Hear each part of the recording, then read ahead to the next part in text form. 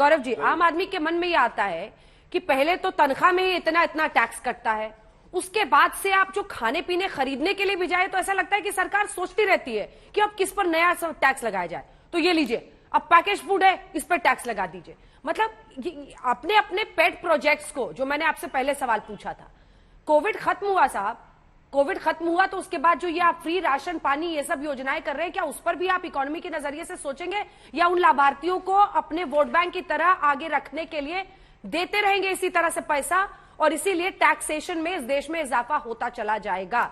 दोनों प्रश्नों का जवाब गौरव जी।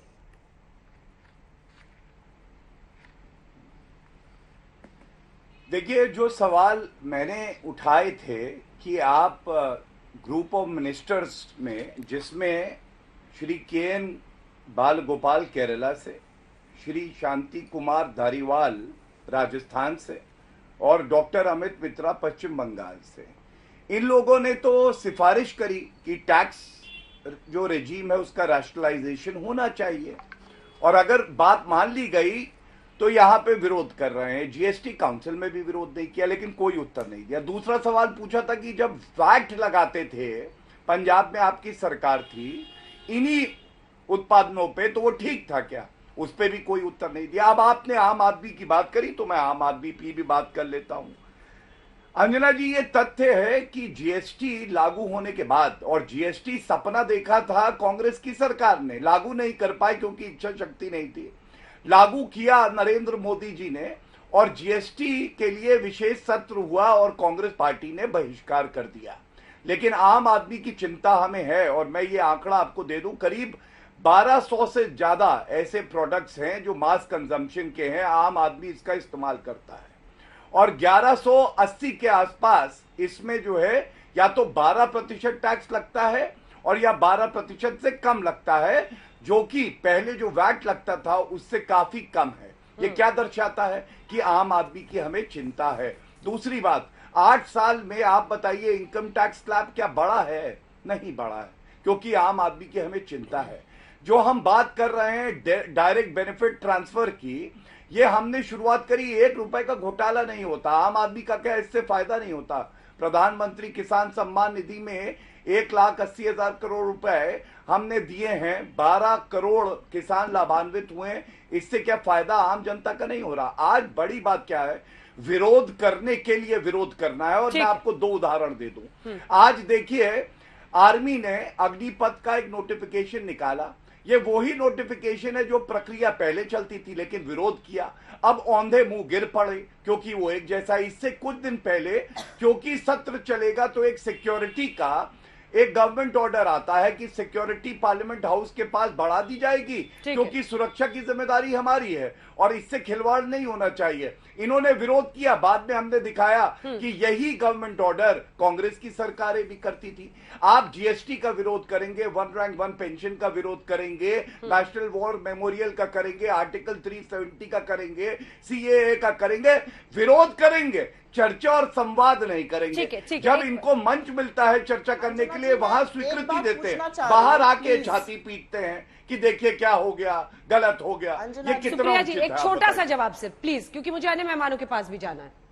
अंजना जी, मुझे लगता है कि जीएसटी एक तथ्यात्मक मुद्दा है, तथ्यों पर बात करिए ना। मैं तो तथ्यों से 2 सवाल पूछ रही हूँ। प्राइम मिनिस्टर 2 मुहे बयान क्यों देते हैं, और 25 केजी से ज्यादा पर जीएसटी क्यों नहीं है, 25 केजी से कम पर क्यों है?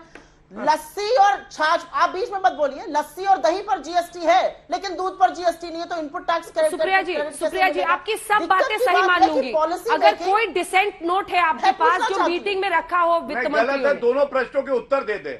अच्छा सवाल उठाया आपने, अच्छा सवाल उठाया आपने, बहुत बढ़िया सवाल। Please Gaurav ji. Finance minister के 14 ट्वीट्स, 1 मिनट, फाइनेंस मिनिस्टर के 14 ट्वीट्स में 2 बड़े बढ़िया शब्द उन्होंने इस्तेमाल किए हैं, कंसेंसस। वो यूनानिमस से हट गई हैं। मिनट्स निकाल दीजिए मीटिंग के। कंसेंसस का मतलब होता है डिसेंशन था लेकिन अंततोगत्वा सब लोगों ने मिलकर एक राय ले ली। यूनानिमस होता है सब एक पेज पर थे। फाइनेंस मिनिस्टर बार बार कंसेंसस यूज कर रही है। मेरा सिर्फ ये कहना है, जीएसटी काउंसिल रिकमेंडेटरी बॉडी जो हुआ सो हुआ, ये कैसे एक्सपेक्ट किया जा सकता है कि विपक्ष या आम जनता इसके खिलाफ प्रदर्शन नहीं करेगी, इसके खिलाफ आवाज नहीं उठाएगी, सदन में यह मुद्दा नहीं उठेगा? अगर सदन में महंगाई का मुद्दा नहीं उठेगा तो हम क्या आरती करेंगे सदन में बैठकर इन लोगों की? मैं ये पूछना चाहती हूँ आपसे। ठीक है, इसका जवाब दीजिएगा गौरव जी। तोड़ महंगाई है जहां पर आय घट गई है। नहीं, अभी नहीं, सरकार का मंशा क्या है? सौरभ जी, अजय जी के पास जाने दीजिए। नहीं, सौरभ मैं जी, रुक के दे दूंगा, क्या सिर्फ कोई विरोध करने के लिए विरोध कर रहा है विपक्ष? वो कह रहे हैं कि तमाम राज्यों के फाइनेंस मिनिस्टर बैठते हैं, ऐसे में कंसेंसस से अगर फैसला हुआ है तो अब ये क्या सिर्फ पोजीशनिंग के लिए जनता के सामने ये विरोध हो रहा है? अंजना जी, ये बहुत ज्यादा गंभीर मुद्दा है कि इस वक्त जब जनता की कमर नोटबंदी और जीएसटी से पहले से ही टूटी हुई थी, उसके बाद कोरोना के अंदर लाखों लोग ऐसे हैं जिनकी नौकरियां थी और उनकी नौकरियां चली गई। मुझे पता नहीं ये लोग जमीन पे किसी से मिलते हैं नहीं मिलते। हजारों हजार लोग हमारे यहाँ आते हैं जो अपने स्कूल में बच्चों की फीस नहीं दे पा रहे क्योंकि घर के अंदर नौकरियां चली गई। इतना बुरा हाल है कोरोना के वक्त इस वक्त आम लोगों का। लोग उधार ले लेके अपना घर चला रहे हैं, महीनों से किराए के मकानों में किराया नहीं दिया हुआ।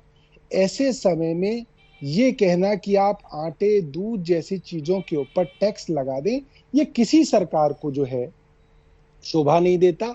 और इसके अंदर कम से कम ये तो कभी नहीं कहना चाहिए था कि क्योंकि कांग्रेस ऐसा करती या कांग्रेस ऐसा ले आती इसलिए हम ले आएंगे। कांग्रेस अगर ऐसा करती थी तो कांग्रेस को देश के लोगों ने 40 सीटें लेके पिछली 2 बार से विपक्ष में बिठा रखा है। आप तो कांग्रेस की बुराई कर करके इतना आगे तक बढ़े हैं। आप ये उदाहरण नहीं ले सकते कि कांग्रेस ऐसा करती, कांग्रेस ऐसा करती। दूसरी बात, कॉर्पोरेट टैक्स की अगर हम बात करें तो 30% कॉर्पोरेट टैक्स हुआ करता था, उसको घटा के आपने 22% कर दिया। देश का 1.5 लाख करोड़ रुपए का सालाना घाटा हो रहा है, वहां तो आप लोगों के ऊपर से टैक्स कम कर रहे हैं, उद्योगपतियों के ऊपर, अपने मित्रों के ऊपर, और गरीब जनता के ऊपर टैक्स लादा जा रहा है। उद्योगपतियों का 11 लाख करोड़ रुपए का लोन सरकार ने माफ कर दिया। वो पैसा किसका है 11 लाख करोड़ रुपया? वो हमारा, आपका, गरीब लोगों का, मजदूरों का, रिटायर्ड लोगों का, फौजियों का, टीचर्स का, छोटे छोटे दुकानदारों का, उनका पैसा था। आपने 11 लाख करोड़ रुपया इतने बड़े बड़े उद्योगपतियों का माफ कर दिया। अब आप गरीब जनता का खून चूसने के लिए जो है आप ये स्कीम ले आए कि अब एक नई चीज के ऊपर टैक्स लगा दें।